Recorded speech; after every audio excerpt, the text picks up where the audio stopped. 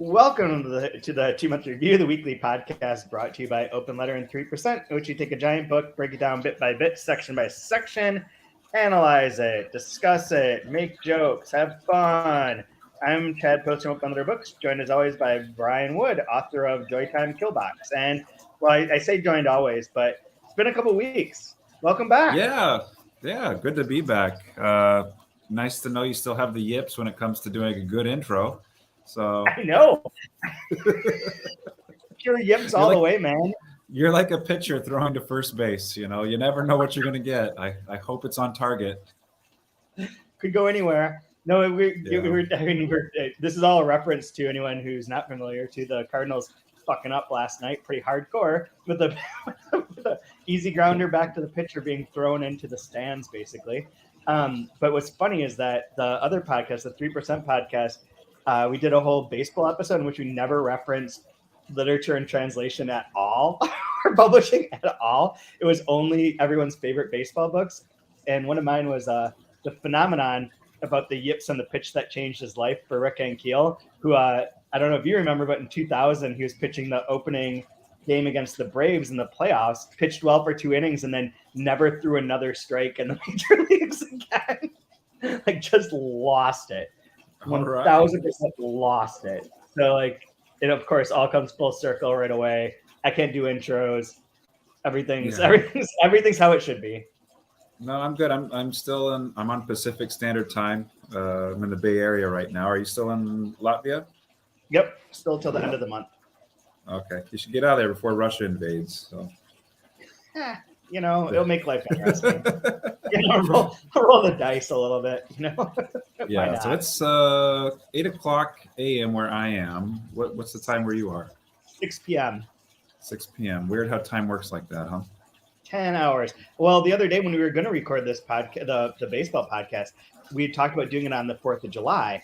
And so I woke up at 4 a.m. on the 4th of July and was waiting for everyone to come on, and nobody's coming on. And I'm like, not even remotely like hungover. I'm straight drunk still, like very much so.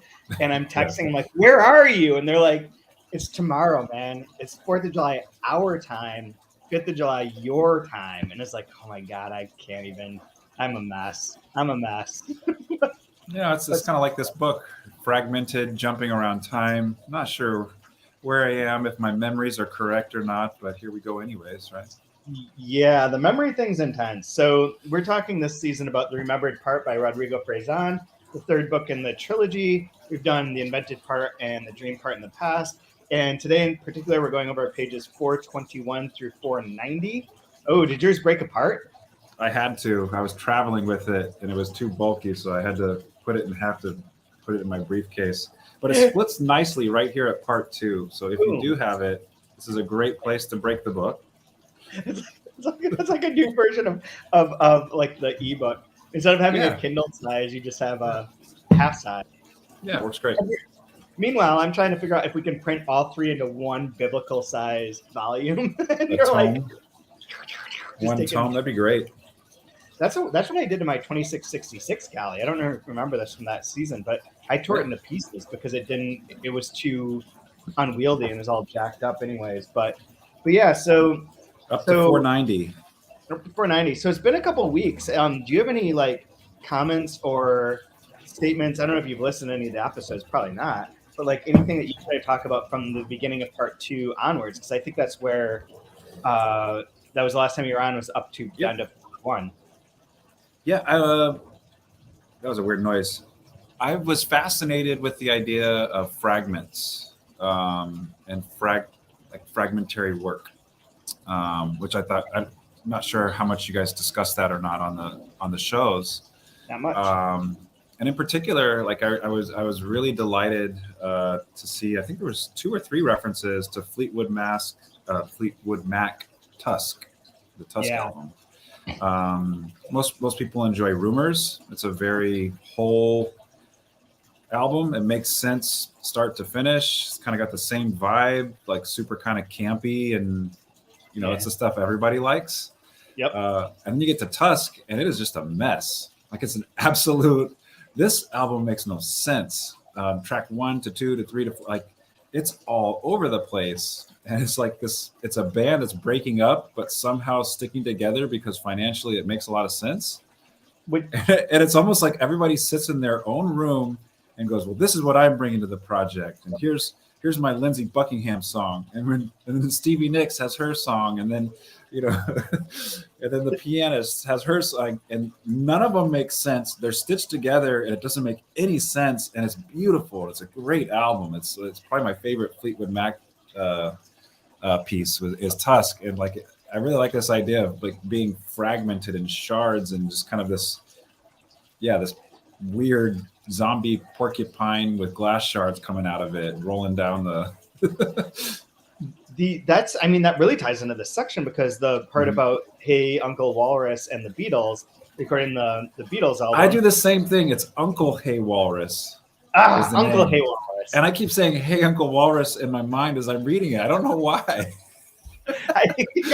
It flows a little bit better. I like Hey Uncle Walrus better. But, Hey Uncle Walrus, I think we should change it. We'll just mass change that for the next edition. Just make it all. Hey Uncle Walrus. Love it. I love it. But that section is very much about the same thing of everyone like doing the band's falling apart. Everyone's like in chaos. And there's a comment about like if you would have taken the double album, made it one album, would have been great. But instead, it's like this unwieldy, overpacked, overstuffed thing, which this book is too, is overstuffed with like warring ideas and whatnot. Because there were some other references too. One was David Bowie, Station to Station. Mm-hmm. I also love that album, and that one's like a weird, like it has, I forget the track list on Station to Station, but I think it has like, does it have China Girl on it and like Let's Dance and then like weird songs? Like again, another one of those like interestingly fragmented, non-cohesive pieces of work, which I really like. And then he also referenced Melancholy and the Infinite Sadness, which is the double album. That's a weird ass album too. And funny, it's weird in some ways for like Faison to even mention that. Trips me out a little bit. Yeah, because like being a product of the 80s and 90s, that was like I remember how important that album was when it came out. We were waiting for the Smashing Pumpkins album, and they like plopped this down. And you're like, all right, that's not Siamese Dream. Okay. I was a huge Siamese Dream fan, and then I was in college when Melancholy and Infinite Sadness came out, and there was that first single, the Rat in the Cage single, where it's like 9,000 tracks of Billy Corgan screaming Rat in the Cage. And I remember just hearing that over like the speakers in like the dining hall and being like, what is this fucking shit? This is so serious. But you can just like take like 3 of the hits off of it, like the Zero and Rat in a Cage. And then you take something like 1979, which is like this nostalgic. That's a beautiful song. Beautiful song, and then something like Tonight, with this just like orchestral piece, right? With all of the symphonic aspect to it. So really, again, like I don't know. I think it beautifully kind of encapsulates those works. Really, kind of encapsulate what Faison's doing with this work, where it's just all over the place, going in different directions, but it's always kind of interesting in the good sense of the word. Oh, absolutely. I totally agree. And like, it's fun to move from like when you talk about the fragmentation too, like there are we'll see when we get to part 3. I mean, we'll see when we get to part 3, like how that interacts with the other two. But for the first 2, like going from the singular monologue in the airplane, where it's like that continual drinking, ranting vibe that sort of resets every so often, but it doesn't really like vary. Yeah. This section to part 2, where it is those different kind of topics and hits on the topics and does less of a monologue and more of like an exploration.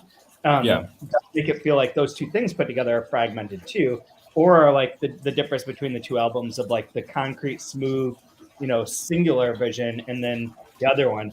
There was, I think that's really interesting to think about the mosaic structure, the like kind of like jammed together part of it is really a good like kind of entryway into how to read this book without feeling lost.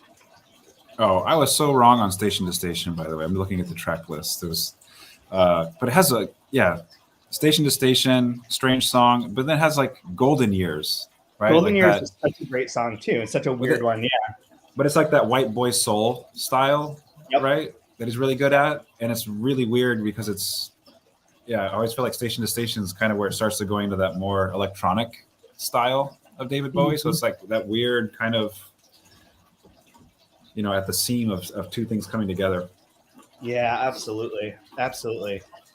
Which are you a big Beatles fan? I mean, you don't strike me as a Beatles dude, but I mean, I don't have any objection to the Beatles, and of all the albums, the last one, the Beatles one, is my favorite, because it is fucking weird and is strange, and I like that. I like that side of things, but I've never been like obsessed. I mean, but there's no way to. I mean, obviously, I grew up hearing all the Beatles songs, and when I was in college too, like all the hippie chicks that I crushed on were like big Beatles fans. So like, sure.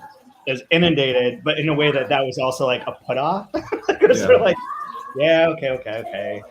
Oh, the other work reference was Rolling Stones' "Exile on Main Street." Oh yeah. And that's another one. Like, I really like Sticky Fingers, and then you go to "Exile on Main Street," and like I want to like it as much as Sticky Fingers, and it's a really good album. But there's something that's just not quite right with it. Yeah. On that one, I heard Sticky Fingers. They recorded in Alabama at Muscle Shoals, and it captures that kind of southern juice, that like grease is on that album. And I think Exile was done in New York, and so it doesn't have the right energy or tempo that can. And so there's always this kind of like weirdness to it. And I think it might be that, like it might just be the environment of where the work was created. That's interesting too. But I think this week I really want to listen to the Beatles album. And I do too. Because the way I appreciate those other albums that he listed here, I'd like to do the same with the Beatles album. I really haven't given it a good listen, and so this week will be my Beatles week. I'll deep dive into that album and see what you think. I'm trying to find that section where he names all of those. I don't remember exactly where it is. It may have been before, because I woke up at 5 this morning and I did the whole section. I did from 359 to 490 this morning. No, I'm sure it's in this one, because I remember it distinctly too, because I read it all this morning as well. Oh, okay. Because and we haven't got to like Matteo Ricci and the Memory Palace yet. But. So it's the same thing happened again with Fleetwood Mac's Tusk. And beyond the more or less achieved and obvious conceptual ambitions, with the Rolling Stones' Exile on Main Street, Led Zeppelin's Physical Graffiti, The Clash's London Calling, Smashing Pumpkins' Melancholy and the Infinite Sadness, Guns N' Roses' Use Your Illusion, oh man, Prince's Sign of the Times, and Pink Floyd's The Wall. Yeah. Out of all those, I think Pink Floyd's The Wall was probably the one that I listened to the most in like high school and early college, aside from Smashing Pumpkins, obviously. I listen to enough, but Use Your Illusion. Use Your Illusion is like from Can you guess which one I listened to the most out of those? I'm gonna say not Ryan Adams' Gold. Let's say it was not Ryan Adams. That is correct. I don't even know that album, so I should probably check that one out. I've maybe heard one Ryan Adams song in my life. Yeah. How about Prince's Sign of the Times? Yeah, that's the one I know the most. Yeah, absolutely. And I'm not the biggest Zeppelin fan, but I do like Physical Graffiti. It's a good album. Yeah, I'm not a Zeppelin fan at all, so it was they were never my thing. But I appreciate them more now as being like weirdos, but back then not so much. The one shame with the timing of this book is I don't know. Yeah, it wouldn't have been in time, but I'd be really curious what the writer thinks of Quentin Tarantino's Once Upon a Time in Hollywood. Oh, right, that would have been. Although. Oh, it's probably being translated, I would imagine. It would have been but that doesn't make any difference. Like, he added stuff in throughout. One of the things we did talk about a couple of weeks ago that you may or may not have seen is that the Latin American Literature Today magazine, they did a special feature on Frazan, and they have like a number of different articles, and one of them is like 3 different translators from 3 languages talking about one sentence from that they translated. One of them, I took a shit on the Italian translator seems like a cool guy, but the Italian translator doesn't choose the sentence. And as like sort of took a shit on Italy for never being able to like make up their mind or just actually follow the rules. Just pay your taxes. Come on, man. But both of the first two people, the French translator and Will, for this book, talk about how he added stuff throughout the process. So if you had seen it during that, it could have been added. I don't remember it being in here, but it would have been right around that same time. Yeah. Yeah, I just thought with the fragments and memory and I still haven't seen that, to be honest. Oh, you haven't seen it yet? Okay. I've been wanting to for a while, and every time I go to sit down, I end up like not doing it for one reason or another. I can't put my finger on it, but it's absurdly excellent. And and I get the feeling Tarantino absolutely hates hippies and thinks hippies ruined Hollywood. And I really like his disdain and treatment of hippies in this. Okay. It's really there for that. It's a really no, not because of like whether it's good or bad. I just like the fact that just how it's explored. And then like obviously with the Helter Skelter, Charlie Manson, all that kind of stuff, and rewriting history in the movie. That's the angle. All that kind of stuff about like hippie stuff I like, but it was also like that. I don't know if this is the same now. I don't feel like it is with Chloe being in college. When I was in college, like that was such a thing. It was such a vibe to be like a 60s flower child sort of deal. I remember like doing acid and was really big, right? Because it's right around.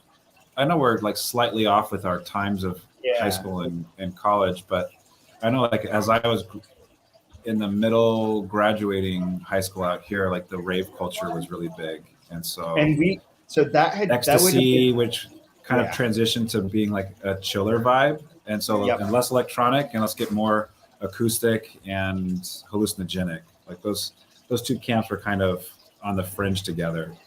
Interesting. Yeah, the rave stuff, like we had the Detroit rave vibe, obviously, when I got to college. Plastic Man, I think we've talked about this, but Plastic Man, the DJ from Detroit that was like infinitely famous at that moment in time, had his album was all perforated like tabs, like acid tabs, and one out of every the rumor was that one out of every X number of them was actually a sheet of acid. So everyone I knew had a copy of that. We all tried everyone's shit. Like we tore apart the album, the liner notes, essentially the cover, to see if any of us scored, and none of us did. But there's like talking like 6 people. But that part of it, like that rave part of it, was like the end of my college times is when that was becoming popular. Up until then, it was still like the pure like weed and Grateful Dead and the beginnings of Fish. The Fish wasn't even that popular when I was in college. They weren't like a thing yet.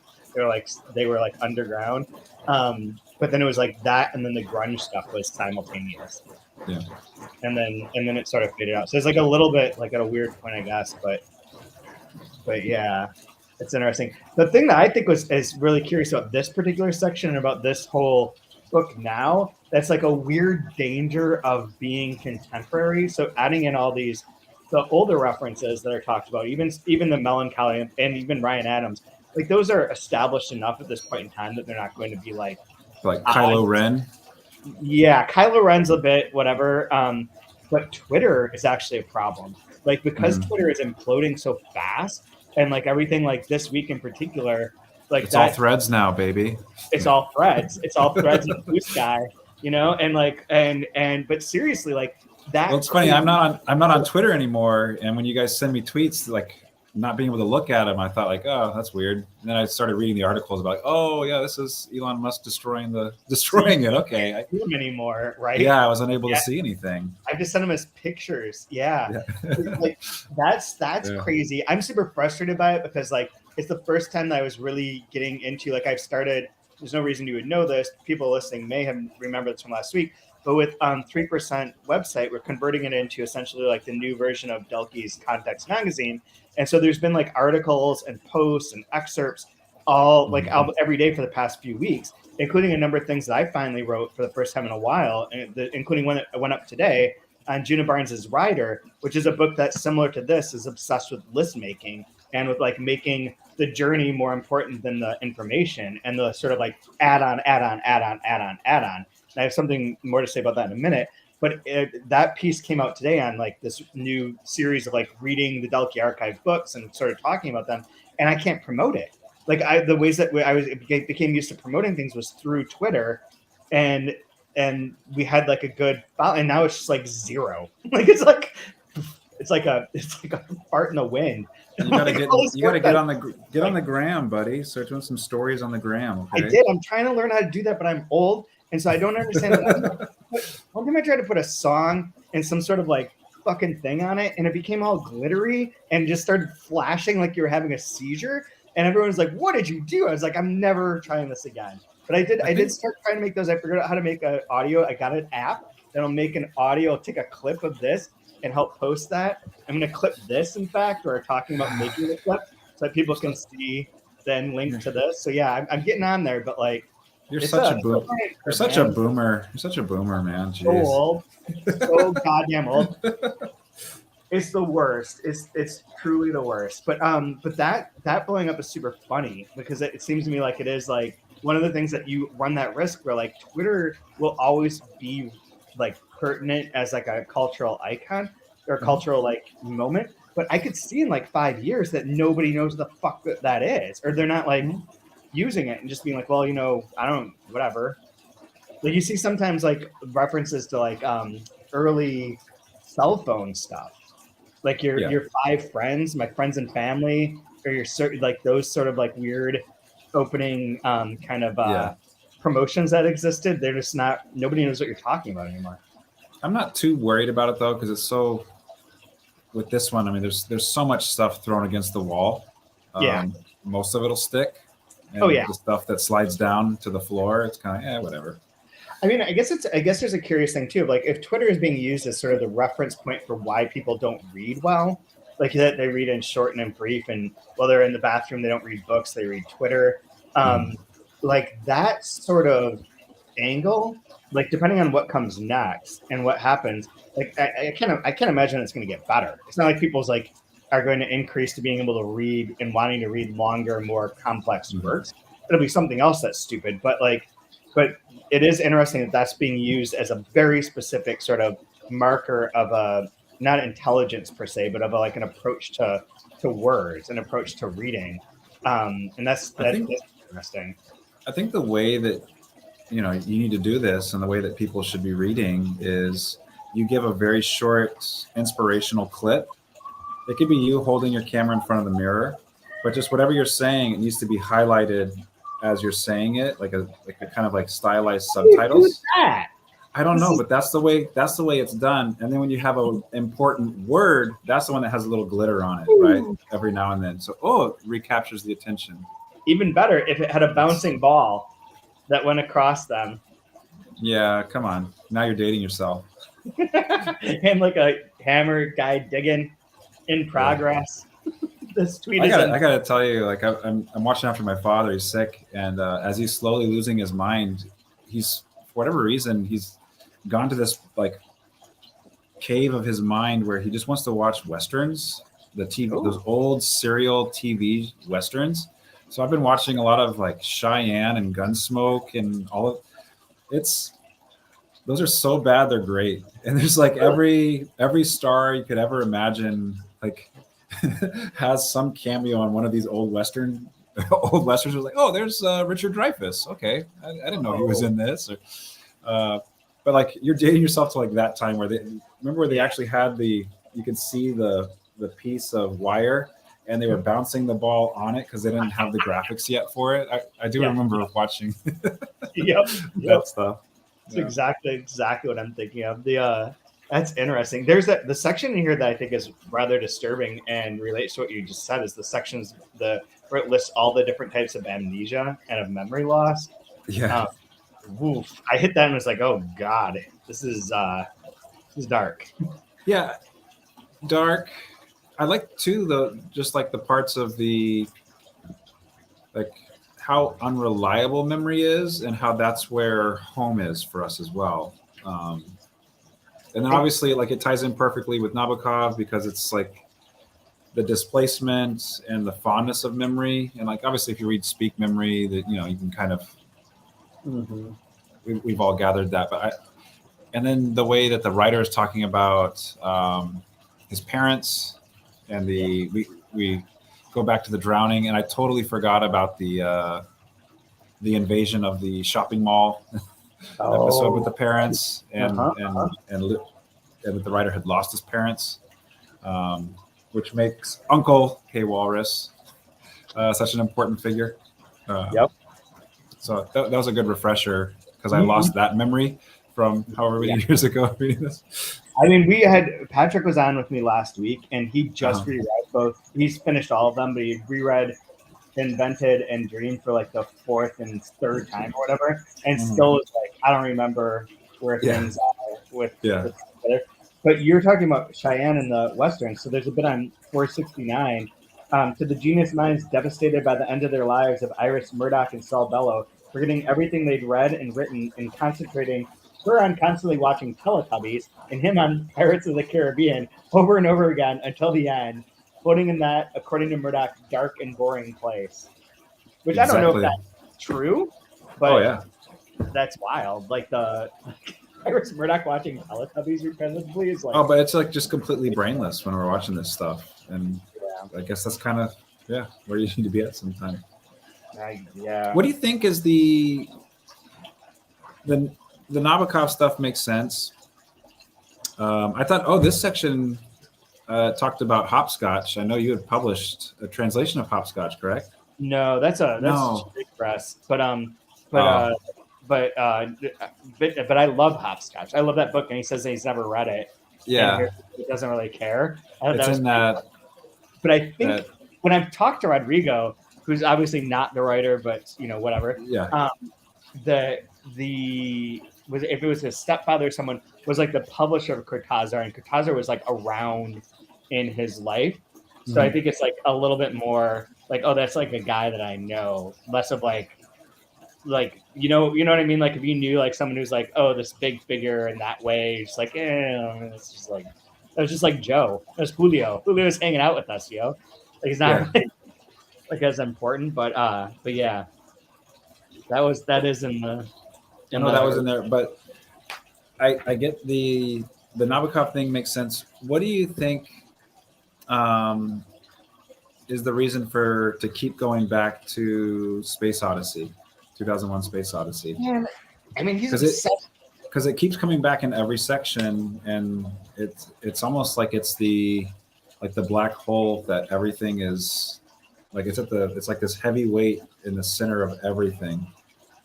Yeah. Like, what is the gravity of 2001: Space Odyssey in this section, do you think? I don't remember if we talked about this or if it was with someone else, but like one thing with all the pieces that he goes back to over and over again is that they're kind of like almost stand-ins for like pure genius or like the best that art can be. So like 2001 has to be one of the best films of all time for like the various reasons. But I think like with the 3-part structure to it is part of it. So like the occurrences of the monolith, the apes, the moon, Jupiter. Yeah, that there's like a very clear like 3-part structure, and then that it ends in the rebirth with that trippy thing is also important. But then maybe another element is, I mean, this is really dumb and simple, but the anti-computer part of it, that hell's trying to kill everyone, and like the computers are trying to kill everyone. The Twitter, the technology is not a friend of the which in this book is this technology, right? The reference to emoji or to phones. Did you see, this is random, but 2 authors, Mona Awad and I forget who the other one was, maybe Paul Tremblay, are suing ChatGPT essentially, or OpenAI, for having used their books as materials that were that ChatGPT was trained on. So they're suing them for like an invasion of using their copyright and their intellectual property without permission to train the AI to be able to do certain sort of synopses and whatnot. So we're into a world. I don't know that I like them at all, but like I do think it's interesting that we got to a point where now we're like suing non-entity programs because they read your book. That's why Skynet's going to nuke them. It's see, James Cameron had it completely wrong. The AI is going to nuke us because of litigation. So there's a reference lawyers. It all comes down to lawyers. There's a reference to Titanic in here, and we're like a couple weeks too late. It was I thought of the same thing. I thought of the exact same thing. But there's this woman, this comedian Erica Rhodes, who I think I follow on Instagram, and she had a joke about it to give her proper credit, where she's like, I've been thinking about what was it called, ocean whatever, the submersible going down to the Titanic. She's like, a lot like everyone else. And she's like, I realized that like it's really just a metaphor for love. Like you search and search and search, and then what you find is just dead inside. Oh my gosh. Like maybe too soon. There's also, this is tying into a later thing too, but there's a reference in here to his favorite comedians, who include like Louis C.K., Dave Chappelle. It's like, I think Louis C.K. is on the Uncanceled tour now. Oh, good. I'm not positive, but so you need to know about this book that is related to the things writing and trying to promote them. There's a book by the musician Momus, who's a Scottish musician who you would really like. He's been sued multiple times for like his songs. Very interesting. He was influential on like pulp and that era of Britpop, Scottish though.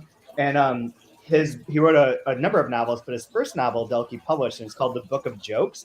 And it's essentially like a novel around the idea that like every dirty and shitty and inappropriate joke that can be told sort of runs this kid's life. His family's life is like dictated by those sorts of jokes, but it involves like the thing that I wrote kind of explains like the different types of jokes that you can have. And the book uses like 3 very specific sort of categories of jokes. And the one that fits with this, and that we alluded to earlier with Juna Barnes too, is the and variation, where you just keep adding on. And like it tells the aristocrats joke in the middle of the book, but then has like a variation on it that's different than what you expect. So it's actually kind of funny because it doesn't quite play to the form that you already are aware of, but it is the same form. And that is like that perfect type of joke that like is a phrase-on sort of joke of like, there's the unexpected, the like sort of witticisms, the one-liners that come out in here. But then there's also this idea of just like, and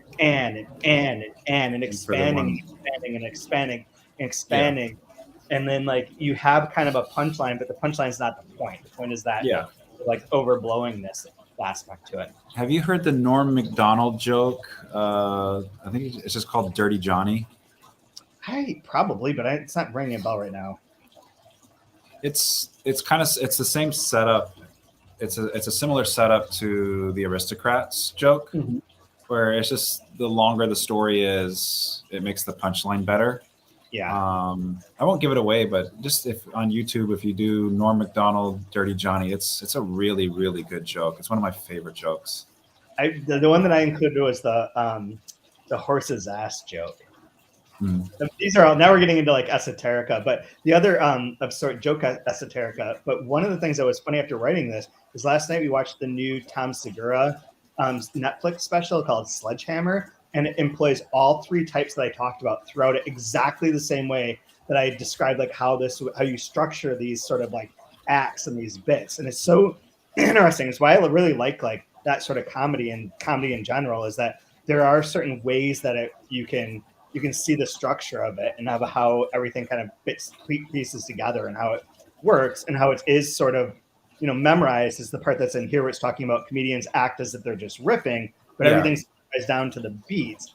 And it sort of is, and I don't know that that's exactly always true, but there is like a structure that you use and like certain rules as to what type of jokes you can tell where, how you set up a motif, how many times you can repeat that motif, like where things land. It's very interesting to see that and think about it in terms of like a literary structure. Where like we think of it as audience, timing, where do you get that? You always have to throw in a joke to like palate cleanse at one point. Like you can get to a crescendo of like a longer thing, and then you have to have like something really like simple and dumb that's almost gonna fail because then there's a shaggy dog somewhere in there that and the ending one always has to refer back to like a beginning bit the callback. There's ways that it works. It's really fascinating. So there was you ever heard the term sprezzatura? I don't speak Italian, but Yeah.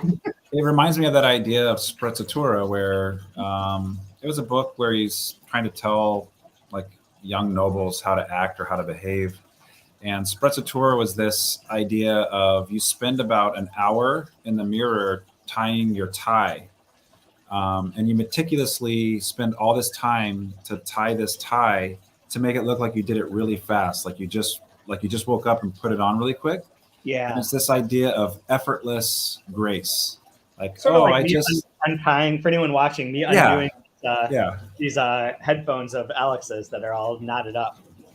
And so it's this meticulous style to look like you just I just shook this out of my sleeve, and that's the way like when he was referencing the comedy and the comedians, right, where it's this like I'm just telling you this funny story, but it's like I know which words to emphasize, when to punctuate, when to like every single word, the diction, it is so meticulous, but it's just this graceful, like easy flowing sprezzatura. Yeah. I have a question for you related to that, because one of the things that I was wrestling with in writing about the Momus book, and that I think is something I believe in, but I don't know that it's really a real theory, is that comedy is really hard. It's really hard to write about. It's really easy to talk.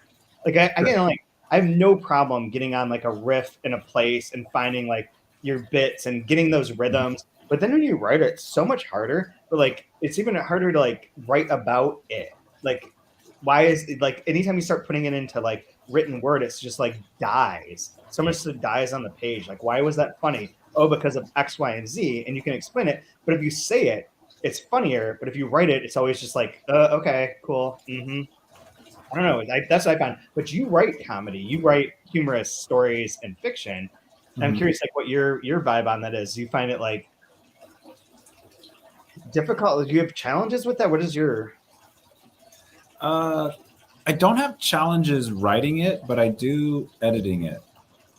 And again, like the trick for me with editing it is I want the reader to have the sensation of like, oh, I could have written that, or like this isn't that hard, like this, like a kid could do this is easy.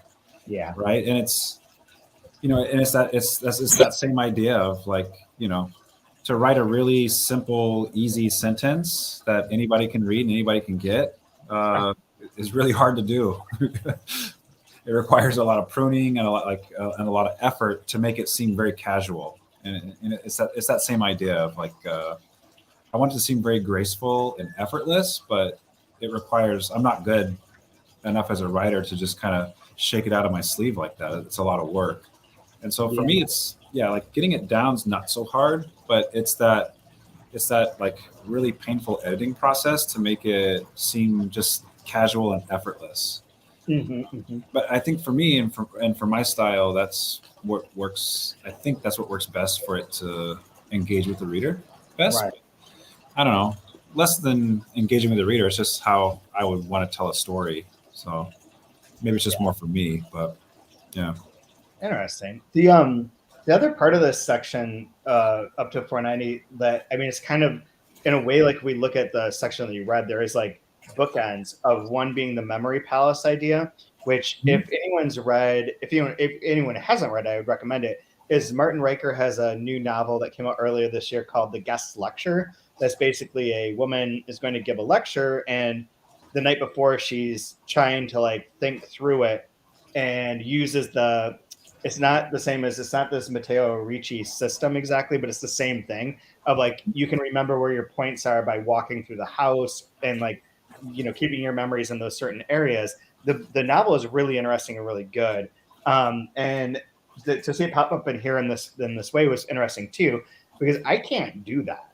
Like I can't, mnemonics don't work for me. We have that section of like, how do people work and how do they learn how to remember things? Where do you store your memories? You put them into like these imaginary landscapes, this crazy structure. And this book functions like that too. The airplane is part of the memories, like the Mexico, the desert, the place on her house, the bed. Like there's ways that like things are put into different spaces that are memory. And then the opposite flip side is the part almost exactly X number of pages away, in which it's all about the ways of forgetting.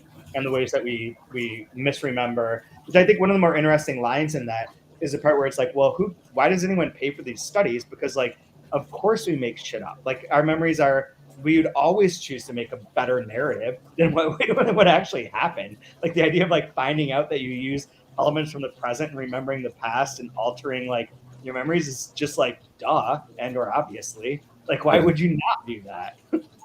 Yep. And here's the last thing with this section for me that I connected with. And I'm curious what you think too, because I mean you're more well read than I am.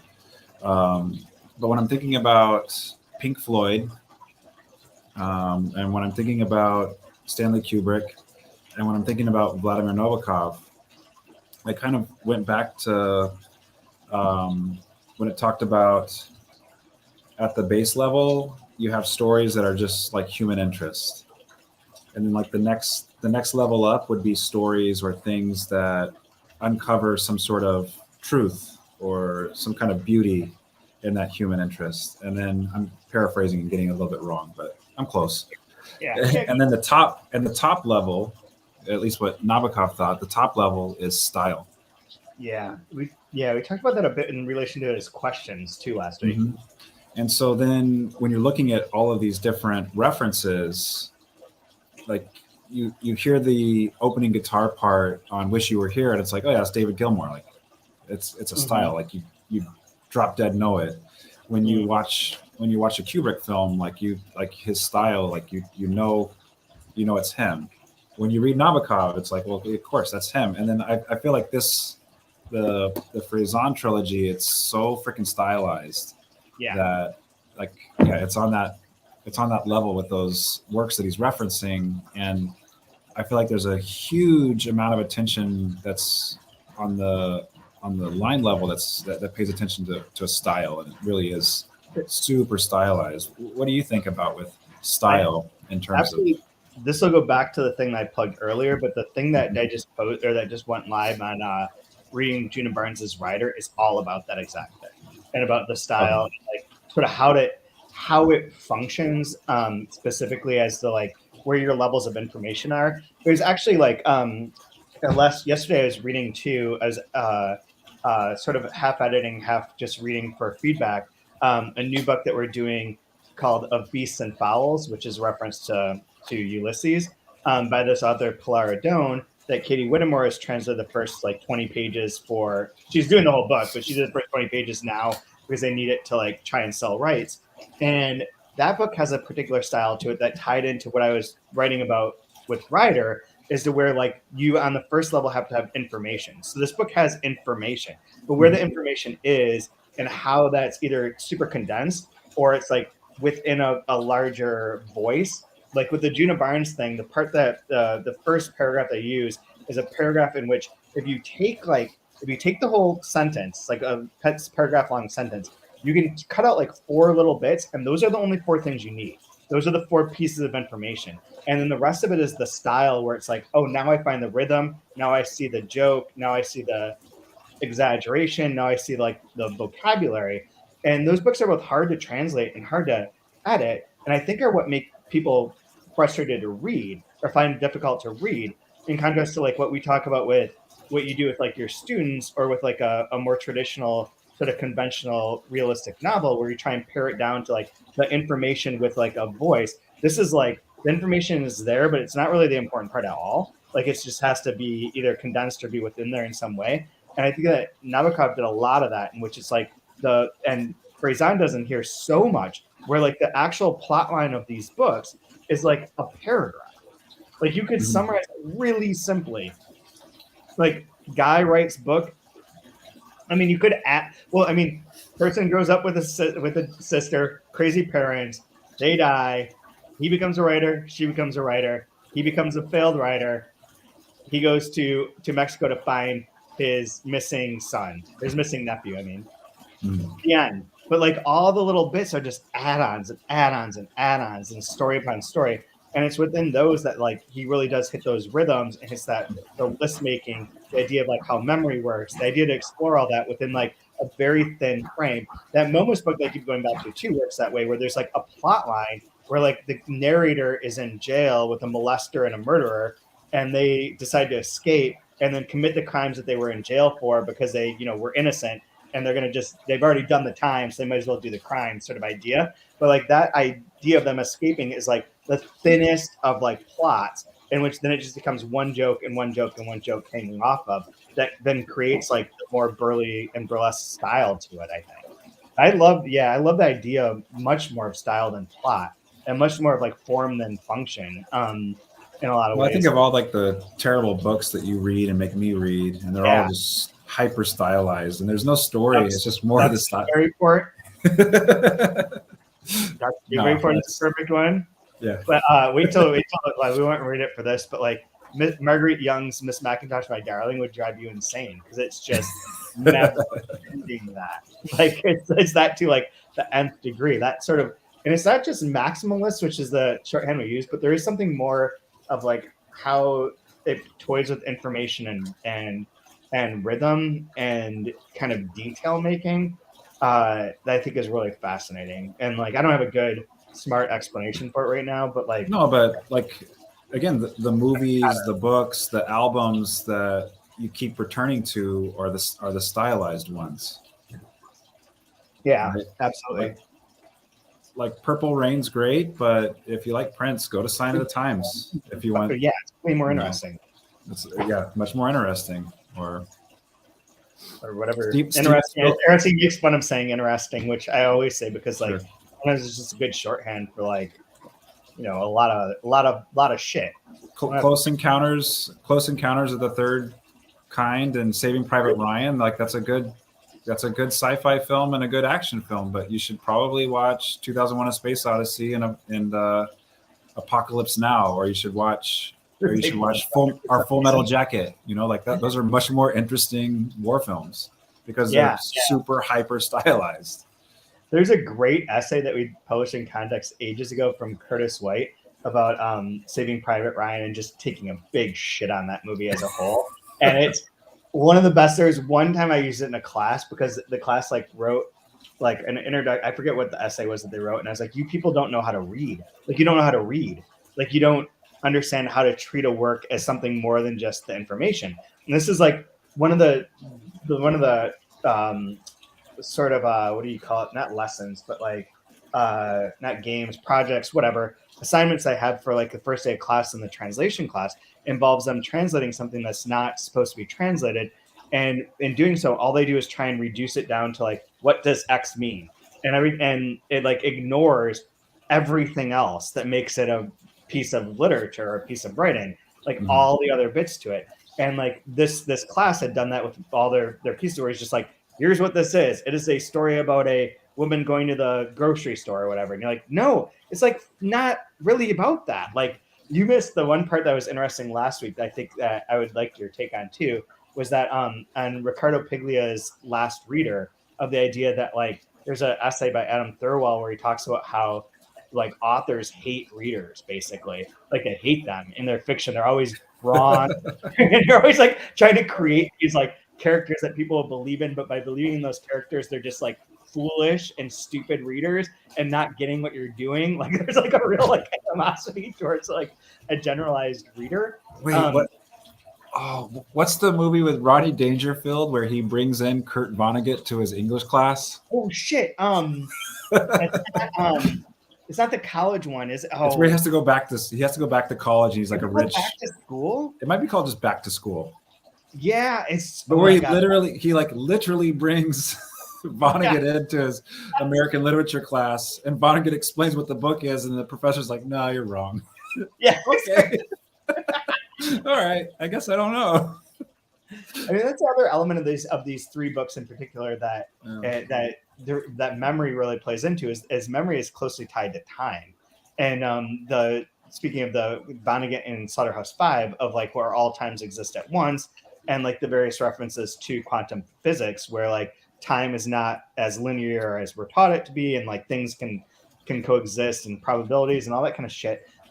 Does relate very well to memory in terms of like how you create a narrative or create a time frame, but really like you don't see them that way. They don't happen necessarily that way, but you do put it into that effect.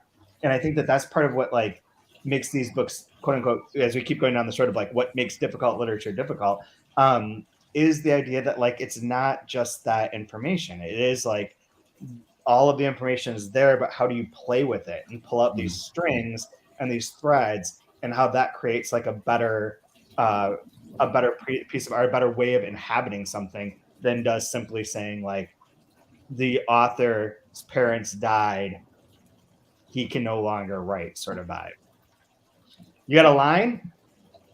I do. I'll try to remember it off the top of my head, and it might have been from the week before, but it was where you mentioned that movie where Dracula looks like a tango singer and not like a vampire.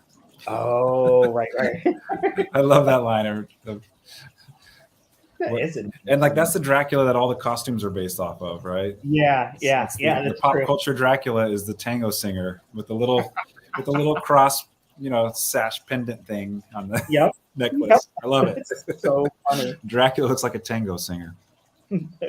my line for this week is happiness is a lightning bolt, but then the thunder. Oh, that sounds like an Imagine Dragons lyric. Fuck Imagine Dragons. Yeah. Latvia is well known for playing music from like a particularly, not current time necessarily. And so the places I go to, there's mainly I go to two places, this bar restaurant in the afternoons, evenings, and this coffee shop in the mornings. And they each have their own individual style of things that aren't quite current. I've gotten way into analyzing all of their shit. But the one that I wanted to use the song for this week is actually a song I hadn't heard in a million years, is The Bends by Radiohead, referring to it, which refers to being alone on an airplane in its first verse, which I had totally forgotten. Yeah, that album hasn't held up well. I listened to it about a month ago, and I was like, I remember loving this in college. These will make me cry every goddamn time. I have no shame in admitting that song breaks my heart. Well, be a man. Boys don't cry. Come on. I just don't give a shit. That song kills me. I have memories associated with it, but also other than that, I just think it's the saddest song possible. All right. Well, no one cares about your sadness. What are we reading to for next week? Oh, shit. I mean, I was supposed to look that up as we were talking again, which I always forget to do. Let's see here. Let's go to our last week's podcast and find out. You riff for a second as I find it, but it's probably like about 65 pages. Sure. So, I think for next week's preparation, I'm going to listen very carefully to the Beatles album, as well as the Guns N' Roses one. Use Your Illusion 1 and 2. Use Your Illusion, because I don't know that album. I know Appetite for Destruction and the Spaghetti Incident, but I'm not a big Use Your Illusion, so I might check that one out too. 563. We go to page 563. That's just where I wanted to go to. That's perfect. Perfect. So Use Your Illusion 1 and 2. Influence the Wall. You can watch the movie. The movie, which famously, there's a Winona Ryder comment that she watched that movie and then became a smoker afterwards. Which good for her. But yeah, there we are. We did also last week that related to that is talk about how he complains about all the phone calls and like all the Pink Floyd songs. There's always these messages and phones ringing, all that kind of garbage. So, anyways, that's enough for now. So 563. Follow us wherever fucking people follow shit anymore. I don't know, blue threads and whatnot. And when rate us, review us, tell your friends. Be here next week. Read the articles I keep talking about because I want some hits. And we'll talk to you later. Alrighty, thumbs up emoji.